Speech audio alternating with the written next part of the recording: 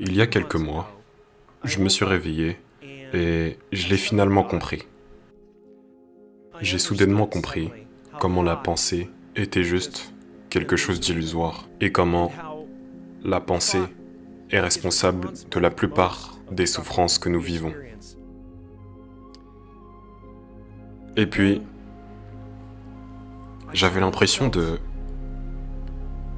comme si je pouvais regarder ces pensées, mais d'un autre point de vue. Et puis je me suis demandé, qui est la personne qui est conscient que je pense? Et soudainement, j'étais comme jeté dans cet immense et extraordinaire sentiment de liberté. Libéré de moi-même, de mes problèmes. J'ai compris que j'étais plus que ce que je faisais, que j'étais plus que mon corps, que j'étais tout et tout le monde. Je n'étais plus une partie de l'univers, mais j'étais l'univers.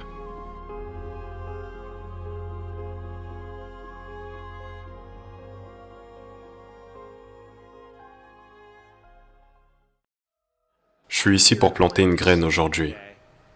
Une graine qui va vous inspirer à avancer dans la vie avec un cœur enthousiaste et un sens clair de la complétude. Mais la question est, est-ce que cette graine aura-t-elle une chance de prendre racine? Parce que la vie ne vous arrive pas à vous, elle arrive pour vous. Comment je sais ça?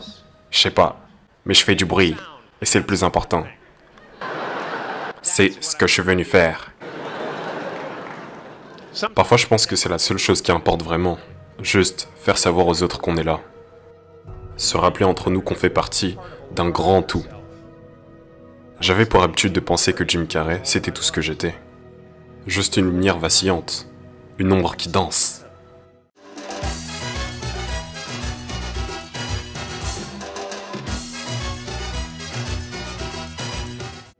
Le grand rien déguisé en quelque chose qu'on peut nommer.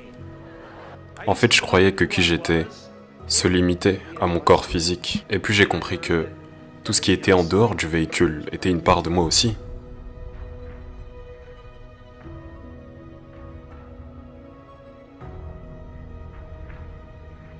Je crois que nous sommes les autres. Nous sommes les autres? Oui, il n'y a aucune séparation entre nous. Ça a été physiquement prouvé par la science. Nous sommes tous reliés les uns aux autres. Par exemple, si je prends ma main et que je la transperce avec un couteau, vous ferez aïe! Vous ressentirez ma douleur d'une certaine manière. Il n'y a aucun doute là-dessus pour moi. Donc, tout ce que nous faisons à autrui, ou tout ce que nous voyons de l'autre, c'est en fait nous qui nous voyons nous-mêmes. Et je pense que tout le monde recherche quelque chose qu'ils ont déjà. Tout le monde recherche Dieu, mais tout le monde est déjà Dieu. Donc, la recherche active de Dieu est un peu une perte de temps. Et pourtant, tu dois passer par cette étape pour éventuellement arriver à une étape où tu réalises que tu es Dieu. Une fois que vous réalisez que vous êtes complet, alors cette vie et tout ce qu'il y a dedans devient juste un jeu. Quelque chose avec lequel s'amuser et jouer, et d'en ressortir quelque chose de bon. Et de vraiment ne plus s'en inquiéter, mais plutôt de s'amuser avec.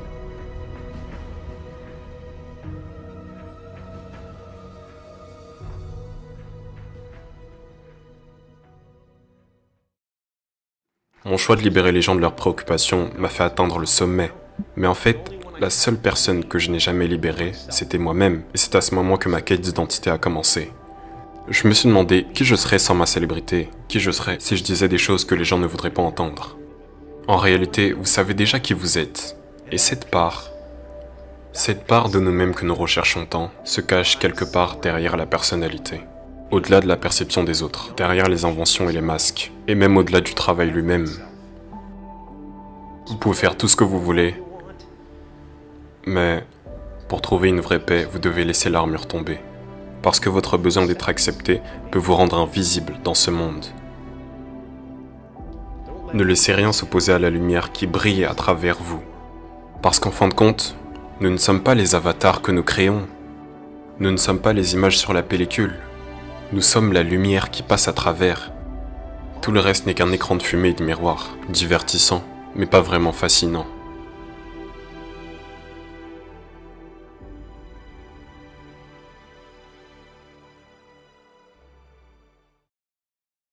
L'ego est en train d'essayer de dominer le monde. C'est ce que les gens appellent le diable. L'ego est le diable. L'ego représente cette petite voix dans votre tête qui dit « Tu n'es pas aussi bon que cette personne. Peut-être que tu ferais mieux de faire autre chose pour te sentir mieux avec toi-même. » Ou sinon, et si les autres découvrent qui tu es réellement? S'ils découvrent tes sentiments, tes croyances, alors tu seras détruit. Ils sauront que tu es brisé. Ils sauront que tu es moins bien qu'eux. En fait, l'ego parvient à te persuader que tu es moins bien que les autres. Ou au contraire, que tu dois absolument laisser une trace dans ce monde qui durera pour toujours. L'ego est vraiment malin, dans le sens où il essaye de nous persuader que nous avons besoin d'obtenir quelque chose, cette immortalité que nous possédons déjà. Il nous persuade de chercher quelque chose qu'on a déjà. Et c'est ce qu'il fait constamment. L'ego nous empêche, vous et moi, de tout simplement apprécier la vie. Et si vous l'écoutez, il y aura toujours quelqu'un qui fait mieux que vous. Peu importe ce que vous pouvez gagner, l'ego ne vous laissera pas en paix. Il vous dira que vous ne pouvez pas vous arrêter tant que vous ne laissez pas une marque indélébile sur Terre, jusqu'à ce que vous atteigniez l'immortalité. Cet ego est malin à tel point qu'il nous promet quelque chose que nous possédons déjà. Je suis arrivé à un point dans ma vie où, par chance, j'ai connu la célébrité, la richesse, et maintenant je peux les rayer de la liste des choses qui pourraient me combler.